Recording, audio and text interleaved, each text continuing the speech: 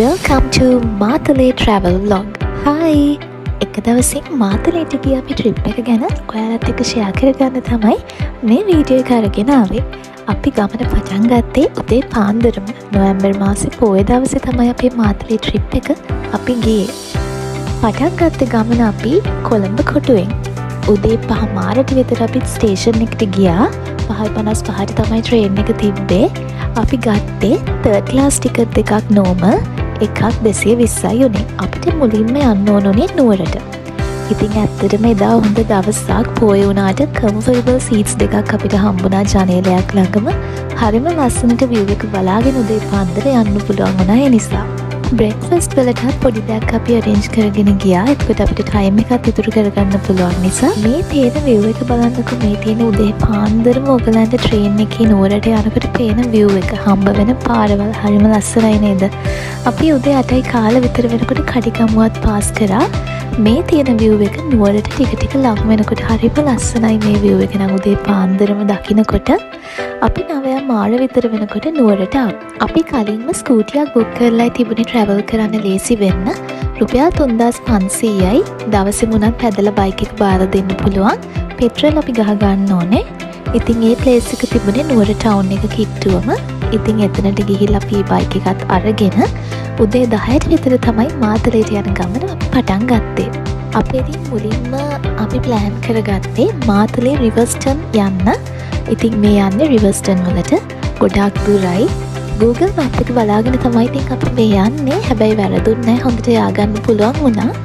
මේ පේන view එකේ ඉතින් මාතලේට යන ගමන් අපිට හම්බ වෙන පාරවල් තමයි. ඔන්න දැන් නම් මාතලේට ටික ටික ළඟයි.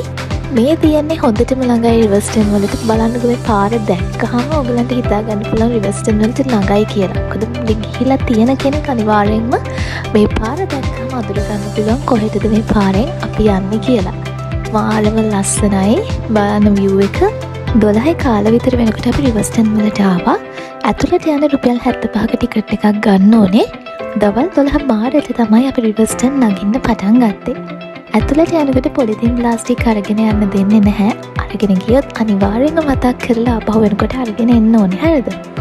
දැන් ඉතින් හයික් එකක් තමයි තියෙන්නේ. අවුව වෙලාවක් හැබැයි සීතල හුලඟක් තමයි තියෙන්නේ. ඒ නිසා ෂේප් එකේ ටිකක් අමාරුවෙන් හරි නැග ගන්න පුළුවන්. කතු පාරවල් නෙවෙයි හැම වෙලේම හම්බ වෙන්නේ. සාමාන්‍ය පාරකුත් තියෙනවා. ඉතින් ෂේප් එකේ නැග ගන්න පුළුවන්. හරිම ලස්සනයි. ඉතින් නගිනකොට පේන view මේ තියෙන්නේ රිවර්ස්ටන් වල තියෙන හුලං කපොල්ල. අද නම් හුලං සාමාන්‍ය මට්ටමින් තමයි තිබුණේ. ඒ කියන්නේ ඇවිදින්න පුළුවන්, ෆොටෝස් ගන්න, වීඩියෝ කරන්න පුළුවන් මට්ටමින් තමයි හුලං තිබුණේ. හැබැයි එතන හරිම ෂෝක්, මාරම සීතලයි ඒ හුලඟ. එතන ඉන්න ආස හිතනවා ගොඩාක් වෙලාවක් යනකම්. හැබැයි පරිස්සමෙන් ඉන්න ඕනේ අපි. එකම මාරට විතර අපි රිවර්ස්ටන් වල උඩට මෙන්න පුළුවන් වුණා. මේ තියෙන උඩට පේන view එක එකත් හරිම ලස්සනයි. ඔක්කොම පේනවා වටේම බැලුවම. දැන් ඉතින් අපි ආපහු රිවර්ස්ටන් වලින් යන්න තමයි හදන්නේ. 2යි කාලට විතර අපි රිවර්ස්ටන් වලින් එළියට ආවා. ඊළඟට අපේ ප්ලෑන් එක උනේ සේරැල්ලට යන්න. සේරැල්ලට යන ගමනේදී හම්බ වෙන පාරවල් නම් හරිම අවුල්. හරිම අපහසුයි වාහනයක යන්න. හැබැයි ඉතින් ලස්සන view එකක් තමයි බලාගෙන යන්න තියෙන්නේ. සීතල හුලඟක් එක්ක තමයි අපි දැන් මේ සේරැල්ලට යන ගමන් ඉන්නේ. 3යි කාලට වගේ අපි සේරැල්ලට ආවා. මේක ඇතුළට යන්නත් එක්කෙනෙක්ට ටික රුපියල් 75යි. මේ තියෙන්නේ දියැල්ලට යන පාර පටන් ගන්න තැන. පඩි පෙළක් හදලා තියෙනවා. පරිස්සමින් යන්න පුළුවන්. දියැල්ල ළඟටම යන්න පුළුවන්. දියැල්ල පිටිපස්සට. ඒ කියන්නේ දියැල්ල සයිඩ් එකකට වගේ නිකන් ගල් ගුහාවක් වගේ තියෙන තැනක් තියෙනවා. එතනට යන්න පුළුවන්. එතන වතුර රැඳිලා තියෙන නිසා ලිස්සනවා. අපි ගොඩාක් පරිස්සමින් එතන ඉන්න ඕනේ. මේ ප්ලේස් එක ගැන කිව්වොත් මෙතන මාරයි. ඒ ළඟට ගියාම දැනෙන ෆීලින් එක වචන වලින් විස්තර කරන්න බෑ. බලන්නකෝ මෙතන ඉඳන් ඔයගලන්ට තියලා ඉස්සරහා තියෙන සම්පූර්ණ view එක බලන්න පුළුවන්. හරිම ලස්සනයි. ලස්සනටම තියෙන පුදුම ලස්සනක් තියෙන්නේ. මේ දියැල්ල ඔයාලා ඇස් දෙකින්ම අනිවාර්යෙන්ම බලන්න දවසක. පුදුම ලස්සනක් තියෙන මේ සේරැල්ල. ඉතින් මේ තියෙන්නේ මේ ගල් ගුහාවක් වගේ තියෙන තැන පිටිපස්සෙන් ඔයගලන්ට පේන view එක. දියැල්ල වැටෙන ළඟට යන්නත් පුළුවන්. ඒ කියන්නේ ඉස්සරහින් යන්නත් පුළුවන් ළඟටම. එතනින් ගියාම දියැල්ල සම්පූර්ණයෙන්ම පේනවා. මාරම ලස්සනයි. මේ තියෙන්නේ පොඩි ගල් වලින් හදපු පාරක් වගේ තියෙනවා පිටිපස්සේ. කියන්නේ පිටිපස්සට ගියාම දියැල්ල ඉස්සරහා ඉඳන් සම්පූර්ණයෙන්ම පේනවා. වතුර ළඟ නැහැ.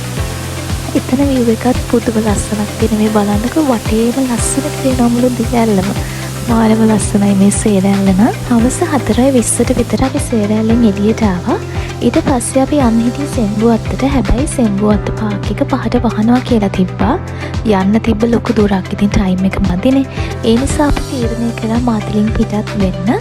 අපි මාතලින් පිටත් වෙන්න නම් ආපහු රිවර්ස්ටන් හරහා තමයි පිටත් වෙන්න යන පාර තියෙන්නේ. අපි ආපහු රිවර්ස්ටන් වලට ලං වෙනකොට ටික ටික වැස්සකුත් පටන් ගත්තා. ඒ වගේමයි මීදුමෙන් පාර පිරෙන්න ගත්තා. හවස 4:00 විතර කිට්ටුවෙන් තමයි මේ මීදුමෙන් පිරෙන්න ගත්තේ. ඒ ගැන කිව්වොත් නම් ඒක නම් හරිම ෂෝක්. මම ආසම ට්‍රිප් එකේ කොටසක් තමයි මෙතන. ඒක නම් පුදුම එක්ස්පීරියන්ස් එකක්. ඒ කියන්නේ රිවර්ස්ටන් වලට ලං වෙනකොට එතන තනිකරම සුදු පාටයි. මොකද මීදුවෙන් වැහිලා කිසිම දෙයක් පේන්නේ මේ තියෙන රිවර්ස්ටන් ළඟ. අපි දැන් රිවර්ස්ටන් බලන්න එනකොට තිබ්බ view එක නෙවෙයි දැන් පේන්නේ නැහැ මොකද ඒ තරමට මීදුම. පොඩි වැස්සක් එක්ක සීතල හුලඟක් එක්ක මේ මීදුමෙන් පිරීලා තියෙන්නේ. මේක නම් මාළම ෂෝක් එක්ස්පීරියන්ස් එකක්. ඊට පස්සේ ඉතින් අපි මාතලින් පිටත් වෙලා අපහු නුවරට ආවා. 7:00 විතර වෙනකොට අපි නුවර. ඊට පස්සේ අපි කැෆේ සීනා එකට ගියා නුවර ටවුන් එකේම තියෙන. මේකේ මෙනු එකේ ගොඩාක් වෙනස් ජාතියේ කෑම තිබුණා. හරිම රසයි. ඉතින් අපි try කරේ අමුතු කෑම ටිකක් සාධාරණ ගණන් වලට තිබුණේ. review video එකත් අපි ඉක්මනටම දානවා. බලන්න ඒක. ඊපස්සේ අපි කැෆේ සීමා එකේ හිටිය 8:00 විතර වෙනකන්. හරිම ලස්සනයි මේ කැෆේ එක. ඊට පස්සේ අපි බයික් එක බාර දෙන්න තැනට ගිහිල්ලා බයික් එකක් දීලා ට්‍රේන් තිබුණේ නැහැ රෑ කොළඹට යන්න. ඉතින් අපි බස් ස්ටෑන්ඩ් එකට ගියා 10ට විතර පයින්ම. ගිහිල්ලා 10ට තිබ්බ බස් එකේ තමයි කොළඹ වලට ආවේ. ටිකට් එක එක්කෙනෙක්ට 500යි උනේ. පාන්දර 12:00 විතර වෙනකොට අපි කොළඹ වල. ඉතින් මේ වගේ තවත් ලස්සන තැනකින් අපි ආපහු වෙනකන් අපිව subscribe කරගෙන තියාගන්න. Instagram වලින්, Facebook වලින්, TikTok වලින් අපිත් එක්ක එකතු වෙන්නත් අමතක කරන්න එපා. අපි Footprints with Love. Bye.